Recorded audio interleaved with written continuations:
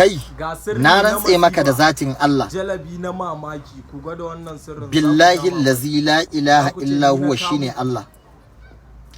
na rantse da Allah in dai arziki kake nema a nan gidan duniya in ka aikata wannan sirrin kaga baka samu kuɗi ba baka tara dukiya ba a cikin wata ɗaya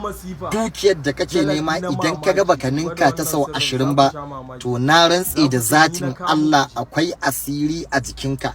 asirin da sai kayi da gaske zaka karya shi zan faɗa maka wani sirri da zaka yi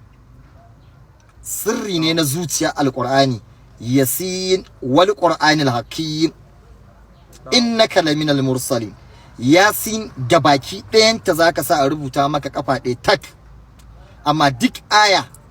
za a saka maka sunan mahaifiyarka sunanka da sunan mahaifiyarka da adadin shekarunka in aka wanke rubutun ka samu wake guda 313 kacal guda 313 sau uku kaga zai baka 100 da wani abu kenan zai baka 1000 da wani abu kenan 313 sau uku idan ka biga lissafin ban lissafa ba amma zai baka 1000 da wani abu ina jin ko kuma 900 da wani abu zai baka ma 1000 da wani abu wake ake so ka nema wannan adadin idan aka dafa waken da wannan rubutun zaka ci kai daya ba tare da kowa ya ɗanɗana ba tun a gurin cin abincin kada kowa ya ɗanɗana kai kadai zaka ci sannan idan ka kammala ci ko kika kammala ci to a fasa tukunyar ma'ana a jefar da tukunyar kada a ƙara yin wani abincin a cikinta na rantse da zatiyar ubangiji Allah zai aiko maka ofar arziki fiye da yanda kake tsammani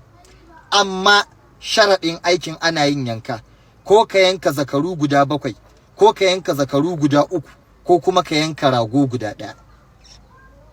na rantse da Allah ni Sayyidi Khalil Maliya idan a yau ka aikata aikin nan in 24 hours sai ka neme duk inda nake a duniya ka yi min godiya tare da sa albarka wannan za ku ga abin al'ajabi ku jarraba za ku gode wa Allah ai mun sharing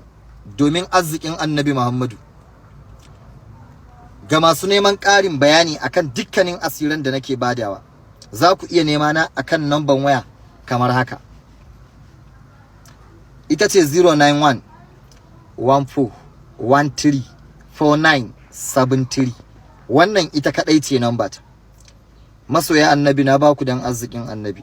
assalamu alaikum